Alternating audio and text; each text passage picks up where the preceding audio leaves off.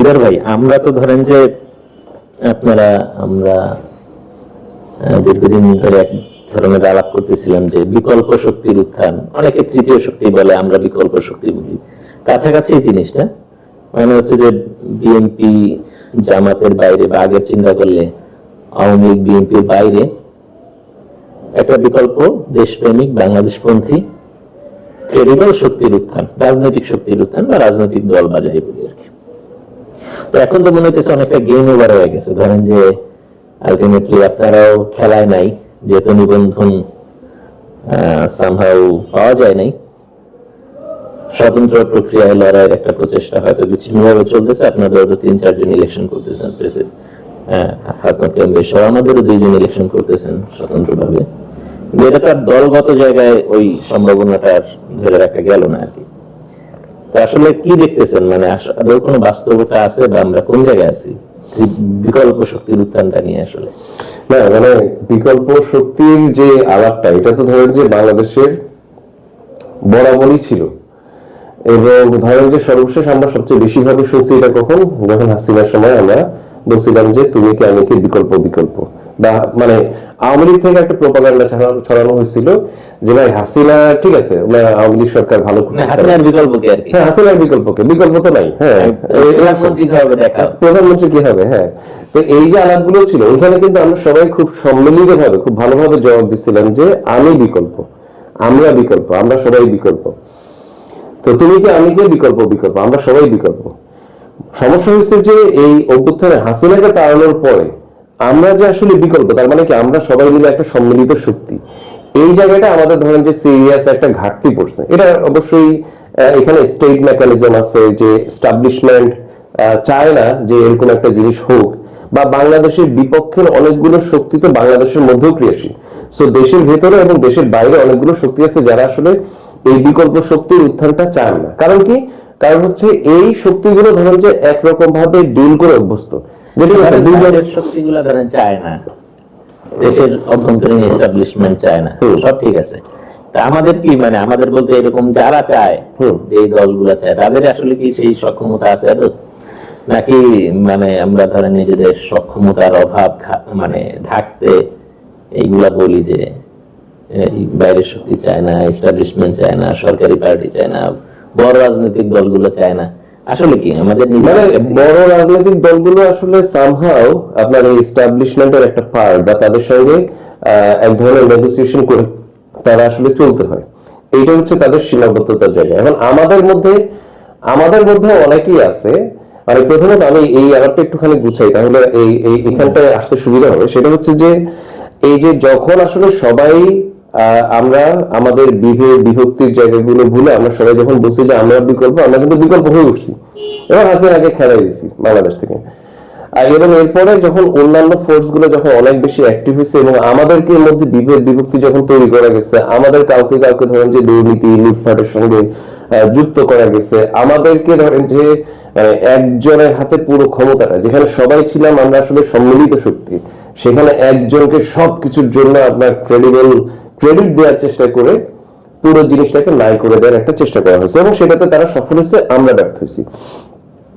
এখন এটাই কিন্তু হয়, মানে অভ্যুত্থান হয়, অভ্যুত্থানে সবাই মেনে আসে, এবং এরপরে দেখা যায় যে অভ্যুত্থানের মূল শক্তিকে আসলে বিভিন্ন ভাবে আপনার করা যায়। আইন কানুনের জায়গায় ধরেন আইন কানুনের জায়গায় পড়ে, কিন্তু আপনার এই বিকল্পের এই জায়গাটা আপনার আরেকটু আলাপ করা জরুরি বলে আমি মনে করি। আইন কানুন গুরুত্বপূর্ণ, সেটা নিয়ে আমাদের সারা জীবনে আলাপ করতে হবে। কিন্তু যেটা হয়েছে যে এখন যেটা হয়েছে, যেমন ধরেন যে আমরা এরপরে যে জিনিসটা চেষ্টা করছি, যে আমরা বলছি যে আসলেই আমাদের এই যে বিকল্প শক্তির যে অন্বেষণ খোঁজা, এইটা আমাদের আসলে জারি রাখতে হবে। এবং সেই জন্য আমরা ধরেন যে এই সরকার আসার পরেও আমরা মানে 3+, 6+, 9+ এরকম বিভিন্ন ভাবে মনে করেন কোন এক জায়গায় আমার সঙ্গে আপনার 3 জনের একটা মিল আছে, সেটা আমরা 3+ একটা আলাপ করছি, যেখানে 6 জনের প্লাস আলাপ করা, কোথাও 9 জন প্লাস আমরা আলাপ করার চেষ্টা করছি, যে যত বেশি সংখ্যক পার্টি দল বা সংগঠন বা মতাদর্শকে নিয়ে আপনার যত কম জায়গায় আমাদের ঐক্যের জায়গাটা বের করে হইলো, সেটা নিয়ে আসলে কাজ করা। তো সেই জন্য আমাদের বিভিন্ন লেভেলে আমরা একসঙ্গে অনেকগুলো কাজ করছি। কিন্তু যেটা হয়েছে এই ব্যাপারটা এখনই শেষ হয়ে যাবে। যেটা হয়েছে সেটা হচ্ছে যে আমরা আসলে এই জায়গাটায় এক রকমের ব্যর্থ হয়েছি, এটা ট্রু। আমরা ধরেন যে প্রথমত একটা জোট করার চেষ্টা করছি, সেটা পারি না, পরে আরেকটা জোট করছি, সেই জোটটাও আসলে ব্যর্থ হয়ে গেছে, সেটা থেকে জোটের দুটো প্রধান শরিক দল বের হয়ে গেছে। কিন্তু আপনি দেখবেন যে এখন কিন্তু মানে এই আলাপটা আমি এভাবে বলি যে তৃতীয় শক্তির যে একটা আকাঙ্ক্ষা আছে, এরা যে বের হয়ে গেছে, এদেরকে কিন্তু বাংলাদেশের প্রায় সব মানুষ যারা আসলে একটা নতুন আকাঙ্ক্ষা রাখে, তারা সবাই কিন্তু এদেরকে ধরেন যে কঠোর সমালোচনা করছে, কঠোর সমালোচনা করছে।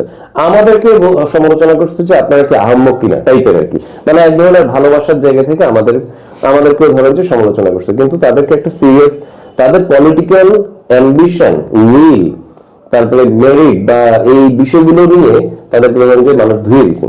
তার মানে হচ্ছে তার আসলে এই আকাঙ্ক্ষাটা আছে, খুব ভালোভাবে আছে, এবং মানুষের মধ্যে যেহেতু আকাঙ্ক্ষাটা আছে, বিকল্প শক্তি বলেন তৃতীয় শক্তি বলেন, এটা 2 দিন আগে হোক পরে হোক নিশ্চয়ই। আমি এই জায়গাটা যেতে চাচ্ছি যে ধরেন বিকল্প শক্তি তৃতীয় শক্তির আলাপ কিন্তু অভ্যুত্থানের আগেও ছিল। সেটা ধরেন জেএসডিও ভাইরা অনেক সময় করছে, মান্না ভাইরা করছে, এবং তারপর জানিটার মান্না ভাইদের তো জানির শুরুটাই এটা দিয়েছিল যে বিকল্প শক্তি হবে তারা। এবারে বামপন্থী দলগুলো কিন্তু সবসময় বলে যে বাম বিকল্প বলা ইত্যাদি আছে আর কি। অভ্যুত্থানের পরে তো সিনারিওটা চেঞ্জ হয়েছে, ধরেন যে কার্যত আওয়ামী লীগ নাই মাঠে, জাতীয় পার্টিও নাই। অভ্যুত্থানের ফলে মানুষের একটা এক্সট্রা স্পিরিট তৈরি হয়েছে, ইতিবাচক ধারা, এবং সেইখান থেকে আমরা সংস্কারের আলাপগুলো, রাষ্ট্রীয়ভাবে যে সংস্কারের আলাপগুলো, এখন সংস্কারের আলাপে আমি ধরেন মানে নির্বাচনী ব্যবস্থা নিয়ে আমি ঢুকবো পরে, কিন্তু এই যে ইয়াটা হইল, এই যে আরপিও সংশোধনের মধ্য দিয়ে মানে যে যার মার্কা নিয়ে করতে পারবে, কার্যত বেসিক্যালি জোটের আইডিয়াটাই নাই করে দেওয়া হয়েছে। সমঝোতা তো আসলে জোট না, ঠিক আছে? তো এখনো যেহেতু আমরা জোটে অভ্যস্ত ছিলাম, এই জন্য জোট না সমঝোতা এগুলো নিয়ে আলাপ করি, কিন্তু কার্যত যেটা হয়েছে এটার মধ্যে দিয়ে ভাই তুমি তোমার মার্কা নিয়ে ইলেকশন করো। এইটা কি ধরেন যে মানে ছোট দল বা আমরা যারা রাইজিং দল বলি, রাইজিং দল বললে মানে বেশি ইতিবাচক হয়, যারা রাইজিং ফোর্স আছে তাদের জন্য এটা কি চ্যালেঞ্জ হলো? মানে সংস্কার করে কি নিজের পায়ে নিজে কুড়াল মারলাম আমরা? কারণ হচ্ছে তো আমরা তো ধরেন যে ক্রমান্বয়ে আগাইতে পারার যে ব্যাপারটা ছিল, বা ধরেন যে ছোট ছোট তিনটা পার্টির জোট হইলে যে সাইনার্জিটা হয়, সমঝোতা করলে তো ওই সাইনার্জিটা মনে হয় সম্ভব না। এটা কি হইলো আসলে? না মানে মনে করেন যে এইটা যে ইন্টেনশন থেকে করা হয়েছে সেটা তো আপনি আসলে মোটামুটি ক্লিয়ার বুঝতে পারি। কিন্তু আপনি দেখেন যে এরকম তো আসলে হাজারটা চ্যালেঞ্জ, আপনি যখন পলিটিক্যাল পার্টি এবং আপনি যখন আসলে বিকল্প শক্তি হয়ে উঠতে চান, মানুষকে আসলে দিশা দিতে চান, তখন তো আপনাকে প্রতি পদে পদে তো প্রতিবন্ধকতা তৈরি করবেই, এবং এইটা ওভারকাম করবেন আপনি। এই চ্যালেঞ্জ আপনি নিয়েই তো আপনি আসলে এই জায়গায় আসছেন। আপনি তো এই কমিটমেন্ট করছেন জাতির সামনে যে আমার সামনে অনেক বিপদ, অনেক বিপত্তি, আপনারা সঙ্গে থাকবেন, আমি এই চ্যালেঞ্জগুলো উতরাবো। এটাই তো আপনার আসলে জাতির কাছে কমিটমেন্ট। সো এই জায়গায় যদি দেখেন, তাহলে এখানে কিন্তু আমাদের জন্য আসলে সম্ভাবনার জায়গাটাও ছিল। দেখেন যে এখন কিন্তু দুধ কা দুধ পানি কা পানি কিন্তু আলাদা হয়ে গেছে। মানে যারা অনেকে ধরেন যে বিএনপিতে চলে গেছে নিজের মার্কাটা নামাই নিয়ে, তাই না? তারপরে অনেকে ধরেন যে জামাতের সঙ্গে মানে কারা কোন ধান থেকে চিটাটা আলাদা হয়ে গেছে। ট্রু, এটা বোধহয় ভালো বলেছেন। তো আমাদের জন্য কি, আমরা যদি ধরেন যে এই যে আমরা যে তৃতীয় শক্তির একটা যে জোটের কথা ধরেন যে গণতান্ত্রিক সংস্কার জোট যদি এই জায়গায় যদি দাঁড়িয়ে থাকতে পারতো, এবং আমরা ধরেন যে কথার কথা আমরা নিজেদের মার্কায় করলাম বা একটা মার্কায় আমরা ইলেকশন করলাম, আমরা কিন্তু এই জায়গাটাকে চ্যালেঞ্জ করতে পারতাম যে তোমরা মানে এত অল্প চ্যালেঞ্জে তোমরা নিজেদেরকে বিলীন করে দিছো, আর আমরা কিন্তু দাঁড়ায় আছি। মানুষ কিন্তু এই জায়গাটাকে গুরুত্ব দিত। আর আরেকটা জিনিস আমি আপনাকে বলি, সেটা হচ্ছে যে আমাদের সম্ভাবনার জায়গাগুলো কি, মানুষ মনে করেন যে বিভিন্ন কারণে পলিটিক্যাল পার্টির উপর সে আসলে আস্থা হারাই ফেলছে। মানে মানুষ আসলে সবগুলো ইনস্টিটিউশনের উপর, মানে বাংলাদেশের সব ইনস্টিটিউশনের উপরই তো মানুষের এক ধরনের অনাস্থা তৈরি হয়েছে, এবং সেটারই একটা রকম হিসেবে পলিটিক্যাল পার্টিটাকেও সে একটা একরকমের ইনস্টিটিউশন মনে করে। আস্থার আলাপে আমি আসবো, আমি এই আলাপটা শেষ করে ফেলি। এই যে পলিটিক্যাল পার্টির বাইরে যে তার যে একটা অনাস্থার জায়গা, এইটাকে আমি কিন্তু গুরুত্ব দিয়ে দেখি যে এইখান থেকে একটা নতুন সম্ভাবনাও তৈরি হতে পারে। যে আমরা যে এখন কিছু যে স্বতন্ত্র ইলেকশন করতেছি না, আমার ধারণা যে এবারের ইলেকশনে বেশ কিছু স্বতন্ত্র প্রার্থী কিন্তু দাঁড়াই যেতে পারে। খুবই সম্ভব যে শেষ পর্যন্ত, এবং এই কারণে এটা তারা টের পেয়ে কিন্তু দেখবেন যে স্বতন্ত্র প্রার্থীদের পেছনে পুরো রাষ্ট্রযন্ত্র নির্বাচন কমিশন কিন্তু লেগে আছে, এবং তাদেরকে নিবন্ধন, তাদের যে কি নমিনেশন সেটা দিয়ে বাতিল করার, আওয়ামী লীগ নির্বাচনে জিতে আসতে পারে না এই না আওয়ামী লীগ কিন্তু ধরেন প্রথম আলো পত্রিকা সহ বিভিন্ন পত্র পত্রিকায় দেখছি তারা কেউ জেপি, কেউ জাপা, কেউ নিজে একটা দোকান খুলে মানে দল খুলে অনিবন্ধিত আর কি। আওয়ামী লীগের পোস্টেড লোকজন তো আবার কেউ স্বতন্ত্র এই প্রসেসে। তা আমরা তো ধরেন যে এইটার সেগ্রিগেশনটা করে বা রাষ্ট্র সেই ধরনের সতর্ক অবস্থায় আছে কিনা যে দোষরদের ব্যাপারে পদক্ষেপ আদৌ এই পদক্ষেপ নেওয়া সম্ভব কিনা? না, নিশ্চয়ই সম্ভব। কেন সম্ভব না, নিশ্চয়ই সম্ভব। আপনি ধরেন যে এই যে মানে বিচার তো দুইটা পার্ট আছে, বিচারের দুইটা পার্ট আছে। একটা পার্ট হচ্ছে যে যারা চিহ্নিত ভাবে আপনার হত্যাকারী এবং ধরেন যে পাচারকারী, এদের এক রকমের বিচার ফৌজদারি অপরাধে বড় ধরনের। আর যারা ধরেন যে সেই লেভেলের না কিন্তু কোনো না কোনো ভাবে তাদের জন্য সম্মতি উৎপাদন বা বিভিন্ন ফর্মে তাদের সঙ্গে ছিল, ছিল, আপনি তো তাদেরকে ট্রুথ এন্ড রিকনসিলিয়েশন যে একটা কনসেপ্ট আছে এবং বিভিন্ন বিষয়ে এক্সারসাইজ আছে, কমিশন লাগে, সেই কমিশন তো আমাদের করে নাই তো রে ভাই, এখন না করলে হবে কোথেকে? তার মানে কিন্তু আমরা ইলেকশনে আমি কিন্তু আমি যদি বলি আওয়ামী লীগের হলো কার্যক্রম বন্ধ, তাহলে তো সেই ইলেকশন তো করতে পারবে। মানে এটা এই বাক্যে যে আপাতত মানে অস্থায়ী ভিত্তিতে কার্যক্রম বন্ধ রাখা হয়েছে, তাহলে কি সেই ইলেকশনে অংশগ্রহণ করতে পারবে? না, আওয়ামী লীগের নামে তো আর কেউ ইলেকশন করতেছে না, বা সেটা সম্ভব না। না মানে এইটার মধ্যে দিয়ে আমরা কি তার ন্যায্য অধিকার হরণ করতেছি এরকম ভাই তারা বলতে পারবে কিনা এটা? না না না না, মানে যে মানে আওয়ামী লীগ যে অপকর্ম বা ক্রাইম করছে, এরপরে তো তার আসলে ধরেন যে তার বিচার না হওয়া পর্যন্ত তার ধরেন যে এক ধরনের কথা বলার অধিকারও বা তার প্রতি সিম্প্যাথি জানানোর অধিকারও প্রশ্নবিদ্ধ আছে। কঠোর যে তাদের মানে মানে আমরা যেটা বলি কঠোর ভাষায় নির্মূল, ইলেকশন করতে আসলে তাদের নির্মূল করা হবে, সহজ। এখানে আওয়ামী লীগ প্রশ্নে তো কারো কোনো রাগ ডাক নাই আর কি। কিন্তু আমাদের সরকার যে ধরনের একটা মানে গোজামিলের আশ্রয় নিতেছে যে অস্থায়ী ভিত্তিতে কার্যক্রম নিষিদ্ধ, মানে যেন বা সে মিটিং মিছিল করতে পারবে না, পার্টি ইলেকশন করতে পারবে। আর জাতীয় পার্টি মানে তার প্রধান ধরেন অন্য জাতীয় পার্টিও বাদ দিলাম, ধরেন যে সে জোটে ছিল না, একটা ব্লার এরিয়া আছে, ধরেন জেপি বা জাপার একটা অংশ, তারা তো একেবারে খুল্লা ধরেন যে আওয়ামী লীগের সাথে ছিল, তাদেরও তো ধরেন নিবন্ধন আছে, তারা ইলেকশনে অংশগ্রহণ করার সুযোগ তাদের আছে। ইভেন ধরেন যে অভ্যুত্থানের পরে বঙ্গবীর কাদের সিদ্দিকের যে পার্টি, তারাও দেখবেন যে সে খুল্লা অনেক ব্যাপারে আওয়ামী লীগের প্রশ্নে পজিশন নিচ্ছে, এবং যদি আওয়ামী লীগ ইলেকশনে না থাকে সেই ইলেকশনে সে অংশ নেবে না, এরকম কথাবার্তা বলতেছে। তো তাদের ব্যাপারে তো আসলে কোনো পদক্ষেপ নেওয়া যাচ্ছে না হয়তো। আসলে লিগ্যাল গ্রাউন্ডটা কি অনেক নড়বড়ে এখনো? না, মানে বিষয়টা হচ্ছে কি, এখানে দুই রকম বিষয় আছে। একটা হচ্ছে যে অনেকগুলো জায়গায় যে অবস্থানটা নেওয়া দরকার ছিল সেটা নেওয়া সম্ভব হচ্ছে না, আবার অনেকগুলো জায়গায় ধরেন যে এক ধরনের আওয়ামী লীগ সিম্প্যাথাইজার বা আওয়ামী লীগ হিসেবে ব্লেম করে পোর্ট্রে করে তার উপর ধরেন যে এক ধরনের মব জাস্টিস করারও প্রচেষ্টা কিন্তু আমরা দেখতেছি। দুটোই কিন্তু খারাপ। আমাদের আসলে যেটা করা দরকার ছিল সেটা হচ্ছে যে এটা তো একটা ভাই চিহ্নিত রাষ্ট্রের বিরুদ্ধে অপরাধ ছিল, এটা একটা রাষ্ট্রীয় অপরাধ ছিল। তো তাহলে আমাদের আসলে এটাকে রাষ্ট্রীয়ভাবে ডিল করতে পারাটা দরকার ছিল, যেটাতে ইউনূস সরকার পুরোপুরি ব্যর্থ হয়েছে। মানে একটা রকম হচ্ছে বিচার, আর একটা যেমন আমি যে জিনিসটা শেষ করতে চাইছিলাম সেটা হচ্ছে যে ট্রুথ অ্যান্ড রিকনসিলিয়েশনের একটা উদ্যোগ কিন্তু ছিল, এবং সেটার একটা মিটিং এ কিন্তু আমিও ছিলাম, কিন্তু পরে এই জিনিসটা পুরো ভ্যানিশ হয়ে গেছে, মানে এটা নাই, এটা সারা শব্দ শোনা যায় না। এটা তো ইন্টারেস্টিং কথা বললেন, তাহলে এটা নিয়ে আরেকদিন আলাপ করব। সো এটা খুব গুরুত্বপূর্ণ, এবং আপনার সাউথ আফ্রিকা থেকে বিভিন্ন দেশ থেকে যারা এক্সপার্ট বা যাদের এই প্রসেসের সঙ্গে যারা ইনভলভ ছিলেন তাদের অনেকে আসছিলেন দেশে, এবং এরকম একটা মিটিং এ আমি ছিলাম, কিন্তু তারপরে এটা একদম নাই গেছে। সো ওইটা কিন্তু খুব গুরুত্বপূর্ণ। এটা কেন এই জিনিসটা হইলো না, এটা আসলে বের করা। তাহলে ভাই আপনি একটা অ্যাসাইনমেন্ট নেন যে এইটা যে উদ্যোগটা নেওয়া হয়েছিল যারা ছিল তাদের কাছ থেকে একটু জানার চেষ্টা করেন যে এটা কোন জায়গায় যে আটকে গেল এবং কেন এটা আগাইলো না। মানে এটা তো খুবই আমার মনে করি এটা হিস্ট্রিক্যাল ইম্পর্টেন্ট একটা ফেনোমেনা, আমাদের এটা নিয়ে একটু ঘাটাঘাটি করা দরকার, এবং এটা সম্ভব হলে পুনরায় চালু করার জন্য যে প্রেশারটা ক্রিয়েট করা দরকার বা মানে মত উৎপাদন করা দরকার, ওইটা নিয়ে মনে আমরা কাজ করতে পারি। এটা একটা বিষয় গেল আর কি। আমি আরেকটা জিনিস আসতে চাই যে ধরেন যে তৃতীয় শক্তির উত্থানের পক্ষে রাষ্ট্রেরও কিছু ধরেন লাগে, মানে রাষ্ট্রীয় নিয়ম কানুনের কিছু প্রণোদনা লাগে।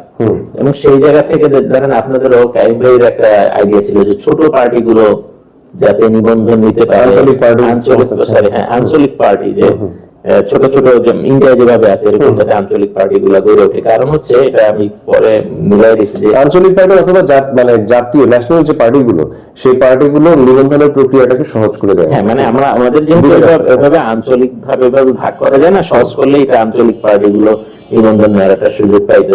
আমরা এখন যে মূর্তি বেচা কেনার যে ব্যাপারটা দেখতেছি, রাজনৈতিক দলগুলো দোকান বন্ধ করে দিয়ে যুক্ত হইতে, এর কারণ হচ্ছে যে আমাদের ছোট পার্টিগুলো হলো সারা দেশে পার্টি বানায়। 64 জনের আমার পার্টি, কোন কনস্টিটিউয়েন্সিতে আসলে আমার বিশেষ অবস্থা থাকে না যেখানে আমি ইলেকশনে জিতে আসবো। ফলে আমার যেহেতু আরেক দলে আরেক জোট করলেও আরেকজনের সাথে তার ভোটের উপর নির্ভর করে আমার ইলেকশন করতে হবে, তার জনবলের উপর নির্ভর করে ইলেকশন করতে হবে। এই জন্য আমরা মনে করি বেটার অপশন হলো তার দলে যোগ দিয়ে দেওয়া। এইটা হয়েছে বিএনপিতে অনেকগুলো দল যে যোগ দিছে, এই কারণে তো বেসিক্যালি হয়েছে আর কি। তো সেই জায়গা থেকে ধরেন আমাদের যেই 7টা কমিশন হয়েছিল, এর মধ্যে একটা কমিশন ছিল নির্বাচনী ব্যবস্থা সংস্কার কমিশন, এবং সেই কমিশনে কিন্তু অনেকগুলো জায়গায় ইজি করছিল। যেমন ধরেন যে, এবং সে কিন্তু ইসি কে সমৃদ্ধ করার কথা বলে, এখন ডিসিদের দিয়ে ইলেকশন করানো হয়, এবং ওইখানে কিন্তু ছিল ডিসি নিজের ম্যান পাওয়ার রিক্রুট করে এমন একটা অবস্থা করবে যাতে নিজের ম্যান পাওয়ার দিয়ে নিজে সারা দেশে ইলেকশনটা উঠাইতে পারে। ওই ইনস্টিটিউশনটা না বানানো এখন যেটা হয়েছে যে বিএনপি জামাতের মতো এনসিপির মতো দলগুলা যায় নাকি প্রধান উপদেষ্টারা বলে আসে যে আমাকে ওই জায়গায় এডিসি কে দেওয়া যাবে, ওই জায়গায় নাকি এডিসি তে দেওয়া যাবে, কারণ ডিসিরাই তো ইলেকশনটা মেইনটেইন করবে আর কি। এরকম একটা বাস্তবতায় এসি বাই দ্য ওয়ে, সেই আলাপা আমি যেতে যাচ্ছি না। এই যে প্রস্তাব, এই প্রস্তাবে রাজনৈতিক দল গঠন যেমন সহজ করা হয়েছিল এবং স্বতন্ত্র ইলেকশন করার ব্যাপারে অনেক সহজ নিয়ম কানুন সেখানে প্রস্তাব ছিল। আমার কথা হচ্ছে যে এই আমাদের তো কিছু সংস্কার নির্বাচনের আগেই এই সরকারের আমলেই বাস্তবায়নযোগ্য ছিল, আংশিক হইলেও। এর মধ্যে তো এটা একটা বড় ব্যাপার, অর্থাৎ আপনি যে তিনটা জিনিসের কথা বলে ইংরেজ সরকার আসলেন, এর মধ্যে বিচার সংস্কার এবং নির্বাচন, তাহলে নির্বাচনের জায়গায় তো সেই সংস্কারের একটা প্রতিফলন থাকা খুব জরুরি ছিল। আমরা সেই আগের নিয়মে হাসিনার নিয়মে হাসিনা স্টাইলে না, মানে ওই প্রসেসের মধ্যে দিয়ে যেভাবে আমরা আবার ইলেকশনের দিকে যাচ্ছি, এবং আমাদের রাজনৈতিক দলগুলো কেউ আসলে ইসি এবং এই নির্বাচন ব্যবস্থা সংস্কার যেই প্রস্তাবনা, সেই প্রস্তাবনার আলোকে যে এবারের ইলেকশনটা হওয়া দরকার, এই ব্যাপারে কঠোর কোনো পজিশন নেয়নি।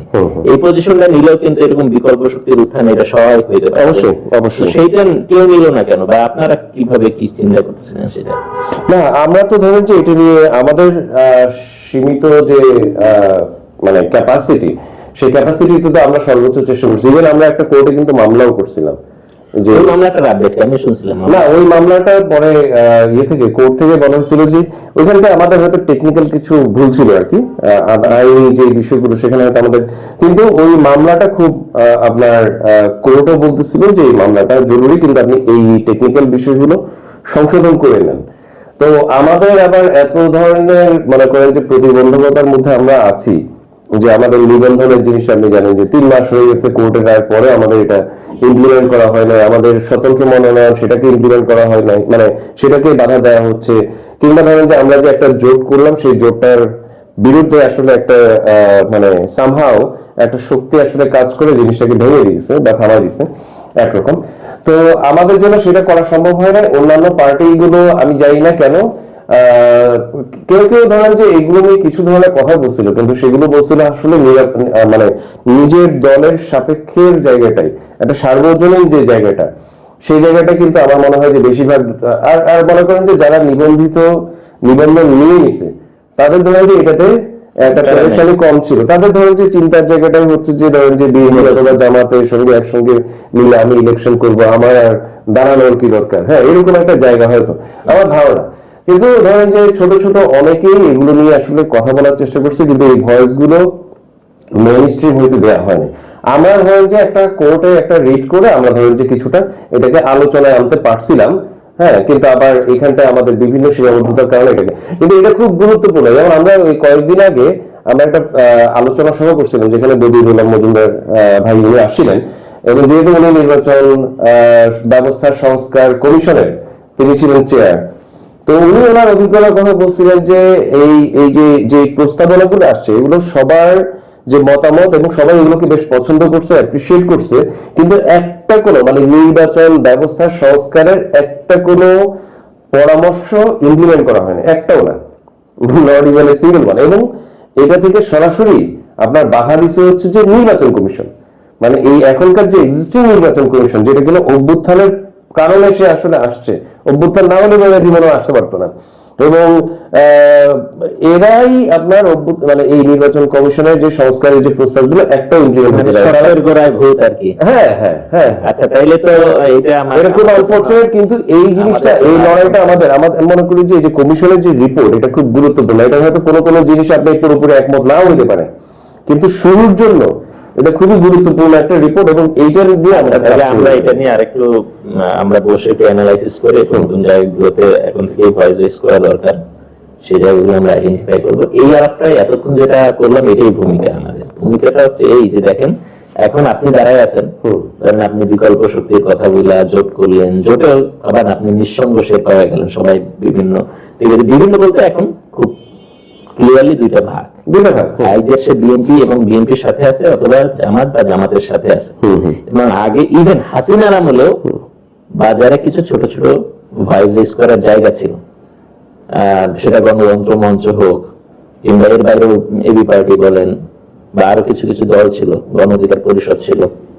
আবার তখন কিন্তু বিএনপির সাথে 11 দল 12 দল, আওয়ামী লীগের সাথে 14 দল এটা ছিল। এটা সত্ত্বেও মাঝখানে কিছু জায়গা ছিল, ভয়েস রেজ করার জায়গা ছিল, যারা না পারুক অথবা না পারুক তৃতীয় শক্তির একটা সম্ভাবনার কথা আমাদের বলতেন আর কি। এখন তো কেউ নাই, সবাই দুই দিকে ভাগ হয়ে গেছে, আপনি একলা দাঁড়ায় আছেন।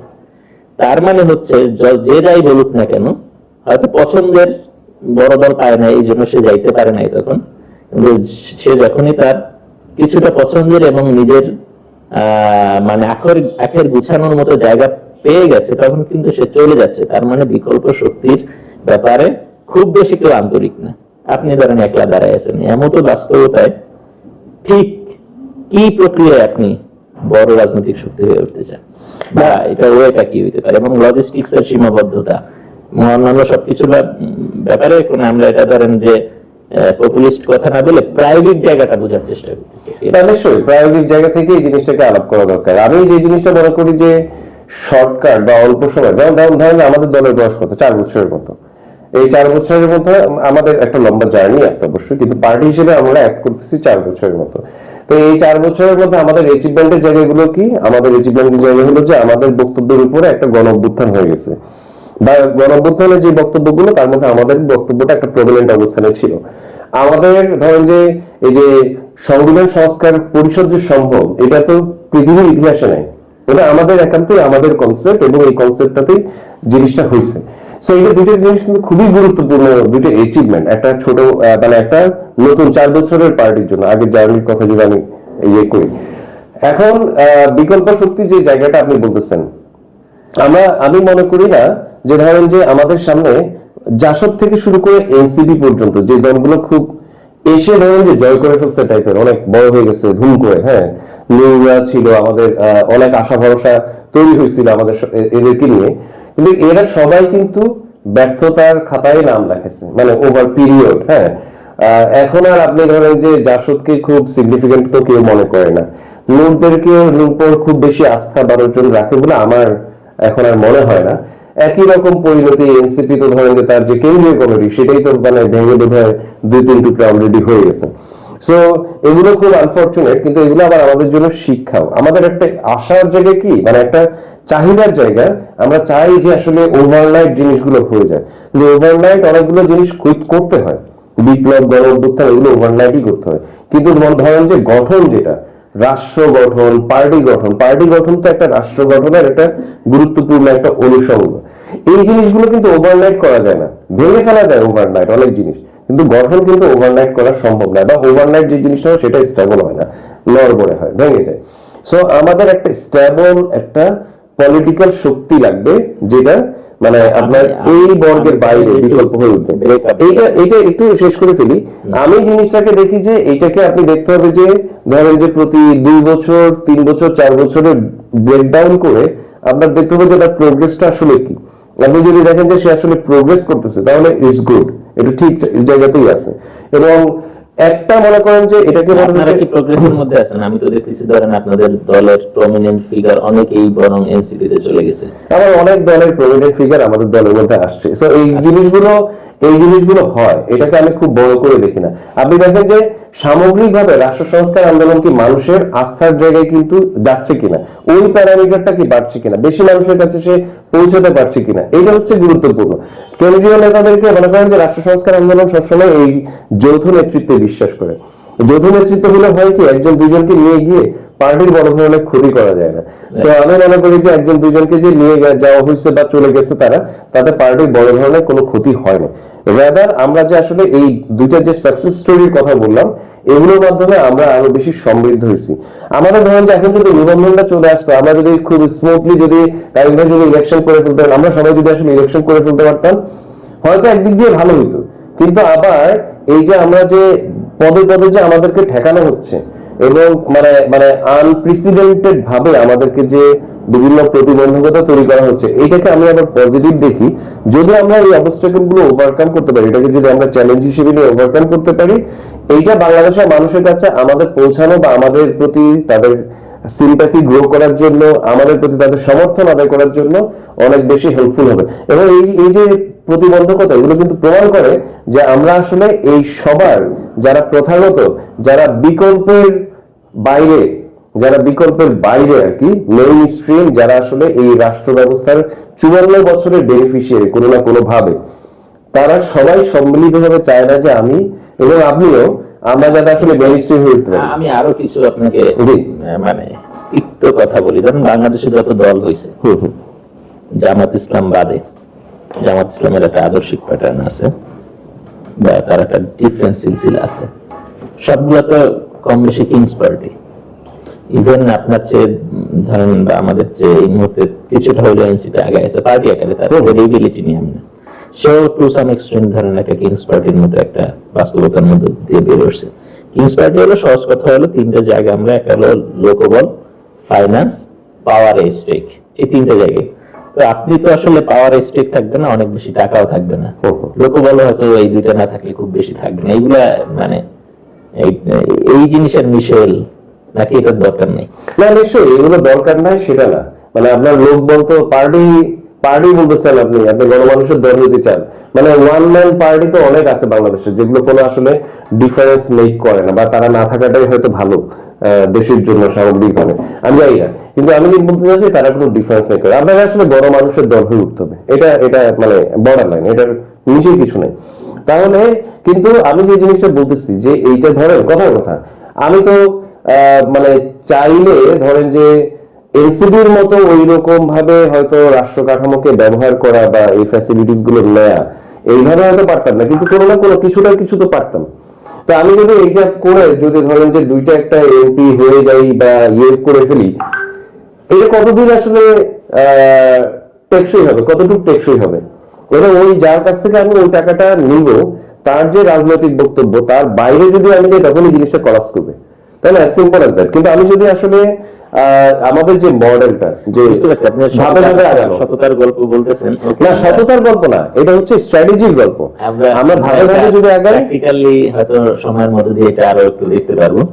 এখন ধরেন আরেকটা আছে, একটা তো বললাম যে ধরেন যে এটার একটা রিয়ালিটি কিংস পার্টি গুলো যেভাবে, আর একটা হলো আদর্শিক রিয়ালিটি, লাইক ধরেন যে জামাত যেভাবে একটা ইসলামী রাজনীতির বয়ান দিয়ে উঠছে, হয়তো বামপন্থারা হয়তো যুগ শেষ হয়ে আসছে নাকি জানি না, কিন্তু তারপরও সিপিবি টু সাম এক্সটেন্ট কিন্তু একভাবে টিকে আছে। সিপিবি বা তাদেরকে বাদ দিয়েও বাংলাদেশের রাজনীতির আলাপ খুব একটা হয় না।